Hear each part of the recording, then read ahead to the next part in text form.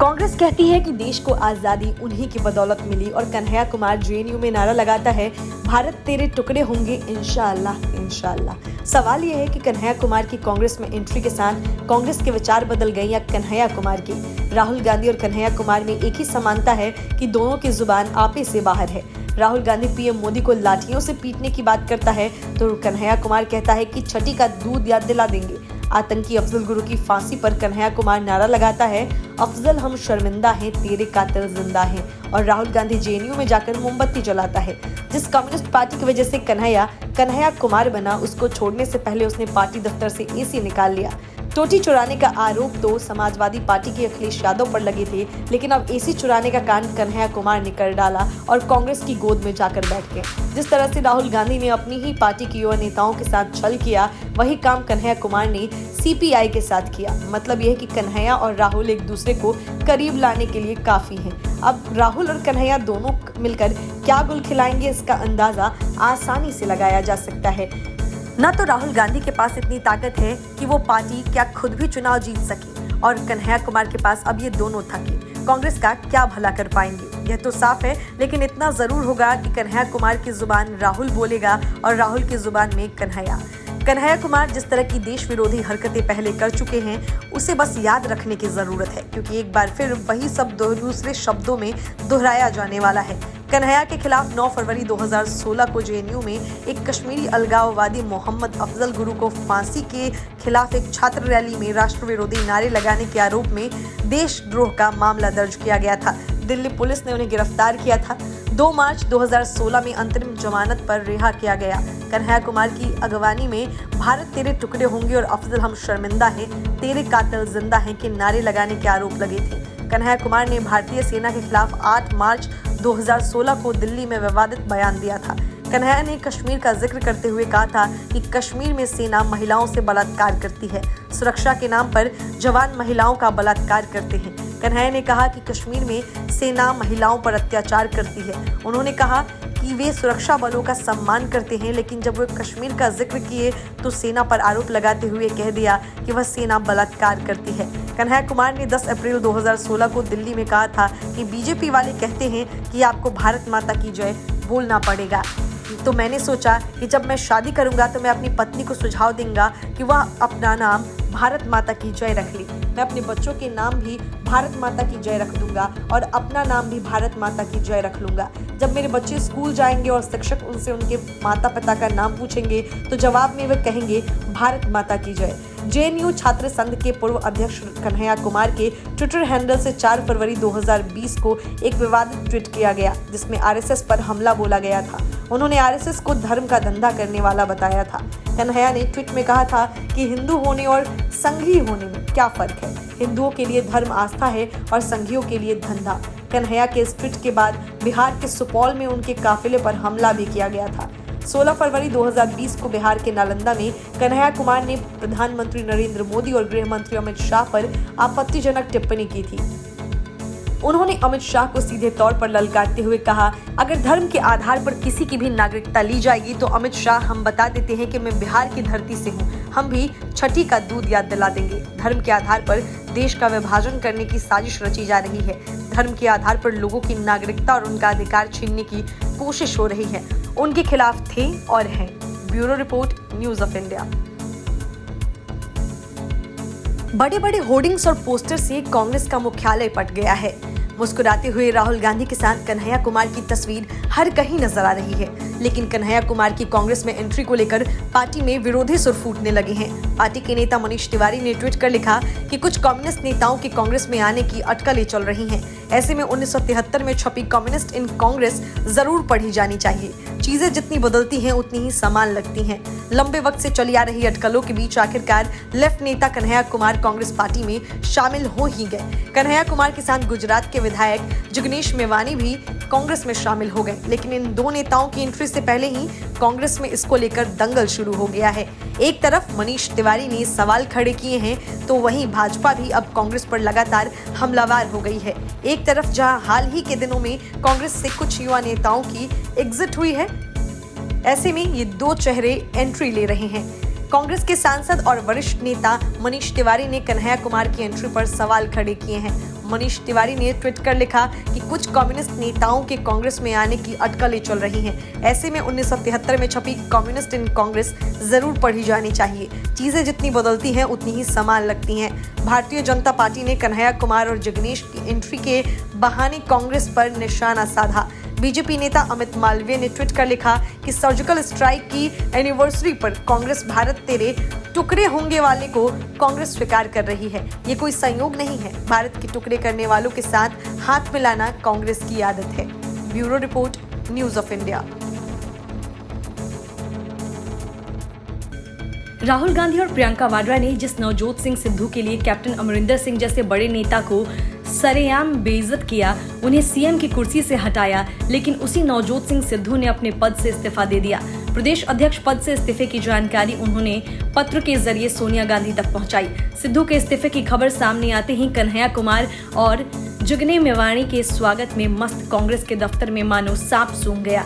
न तो राहुल गांधी और न ही प्रियंका वाड्रा को इस बात का अंदाजा था कि सिद्धू कुछ ऐसा कर गुजरेंगे, लेकिन सीएम बनने और चुनाव में कांग्रेस का चेहरा बनने के लिए बेचैन सिद्धू ने आखिरकार इस्तीफा दे ही दिया।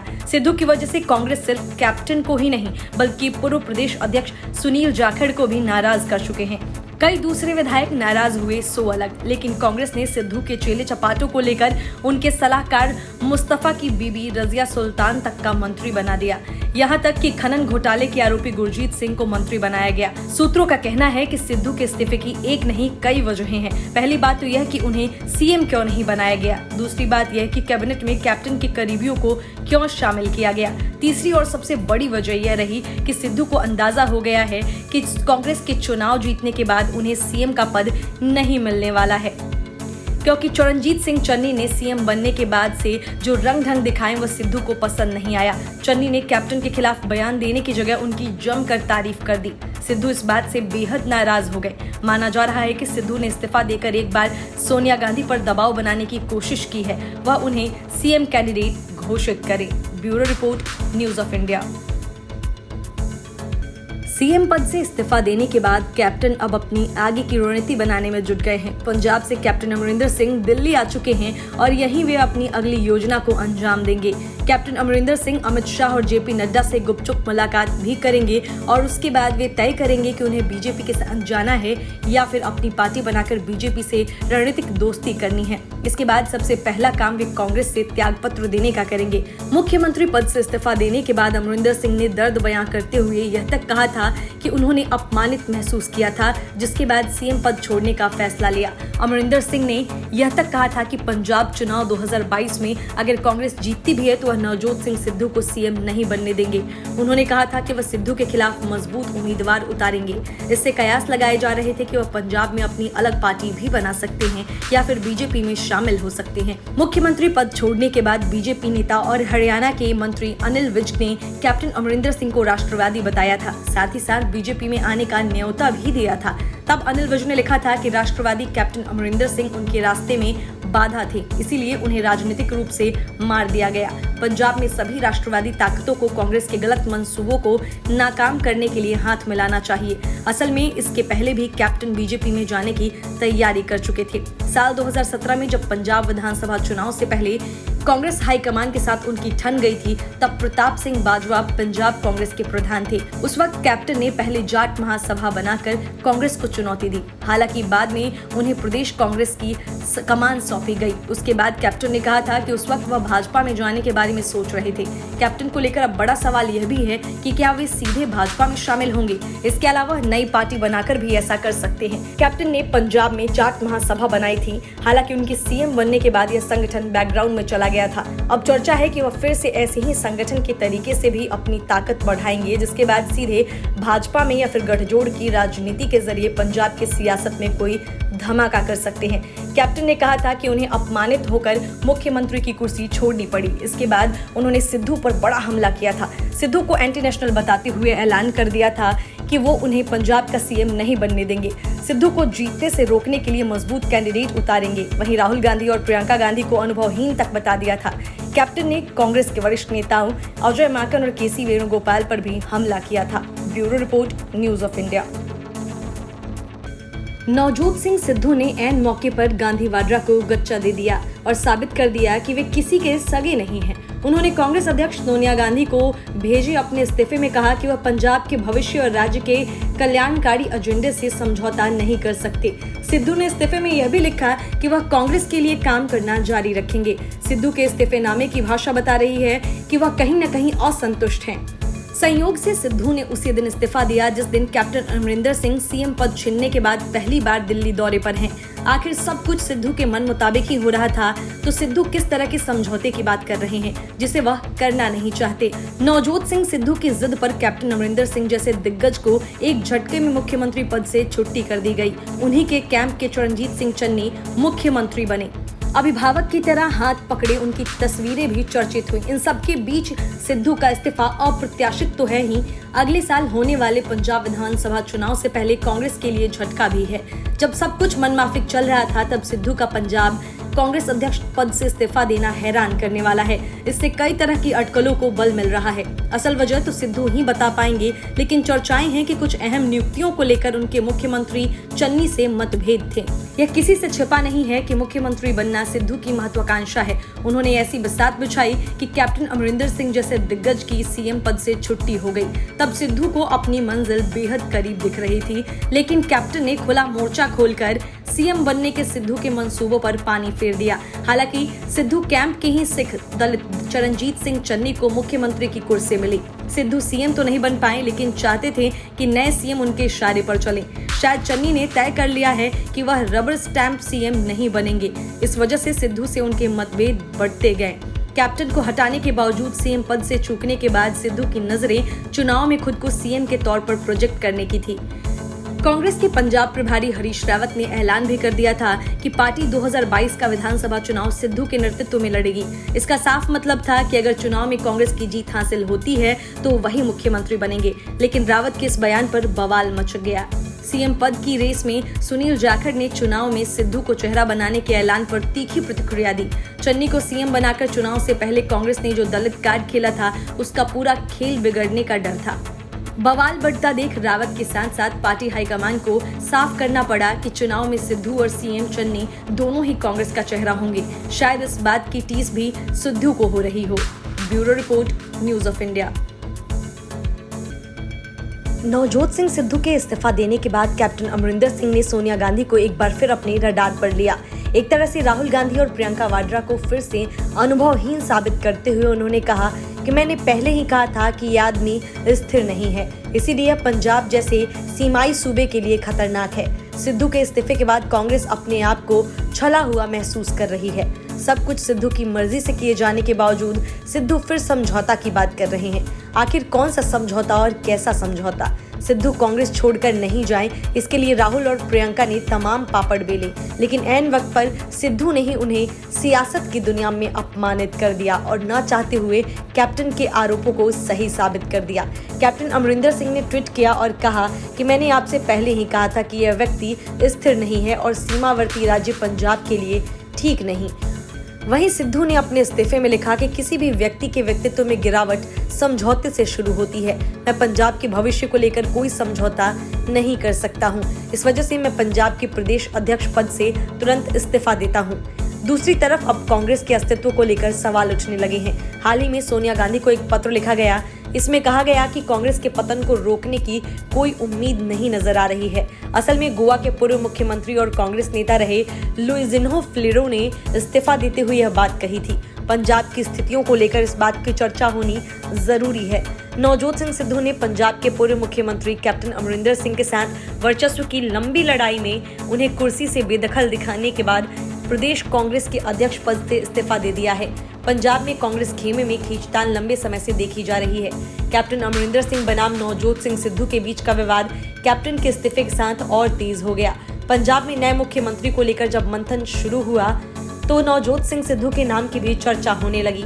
हालांकि कैप्टन ने साफ कहा कि अगर नवजोत सिंह सिद्धू को मुख्यमंत्री बनाया जाता है तो वह इसके फैसले का विरोध करेंगे। इतना ही नहीं, कैप्टन ने पाकिस्तान से संबंध, बाजवा से गले मिलना, इमरान खान से याराना, इन तमाम मुद्दों के साथ सिद्धू पर जमकर हमला किया। नतीजा यह निकला कि चरणजीत सिंह चन्नी को पंजाब का मुख्यमंत्री बनाया गया। चरणजीत सिंह चन्नी को मुख्यमंत्री बनाए जाने के बाद नवजोत सिंह सिद्धू की कई तस्वीरें सोशल मीडिया पर वायरल हुई। इन तस्वीरों पर सवाल हुए। किसी तस्वीर में नवजोत सिंह सिद्धू चरणजीत सिंह चन्नी का हाथ पकड़े हुए हैं, किसी में उनके कंधे पर हाथ डालकर खड़े नजर आ रहे हैं। तस्वीरों की अलग अलग कहानी तैयार हुई। वहीं पंजाब कैबिनेट को लेकर हुए निर्णय में भी नवजोत सिंह सिद्धू को तवज्जो नहीं दी गई।